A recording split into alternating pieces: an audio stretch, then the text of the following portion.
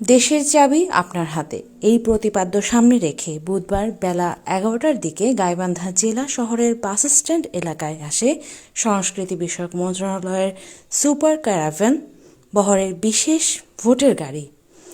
2 ঘণ্টাব্যাপী এই আয়োজনে প্রদর্শিত হয় জুলাই গণঅভ্যুত্থান, জুলাই যোদ্ধাদের ভূমিকা, বুয়েট শিক্ষার্থী আবরার ফাহাদ হত্যা ও ফেলানী হত্যাকাণ্ড নিয়ে নির্মিত প্রামাণ্যচিত্র। পাশাপাশি পরিবেশন করা হয় দেশাত্মবোধক গান, যা দর্শকদের মধ্যে দেশপ্রেমের আবেগ জাগিয়ে তোলে।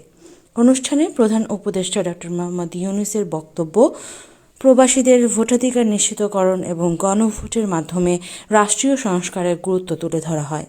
বিশেষ আকর্ষণ ছিল গাইবান্ধার আঞ্চলিক ভাষায় পরিবেশিত নির্বাচনী সঙ্গীত। ফেস্টিভ ইলেকশন ক্যাম্পেইনের অংশ হিসেবে কর্মসূচির উদ্বোধন করেন জেলা প্রশাসক মোহাম্মদ মাসুদুর রহমান মোল্লা। আয়োজকদের মতে, ভোটাধিকার বিষয়ে জনসচেতনতা বাড়ানো এবং জনগণকে নির্বাচনী প্রক্রিয়ায় সক্রিয় করাই এই উদ্যোগের মূল লক্ষ্য।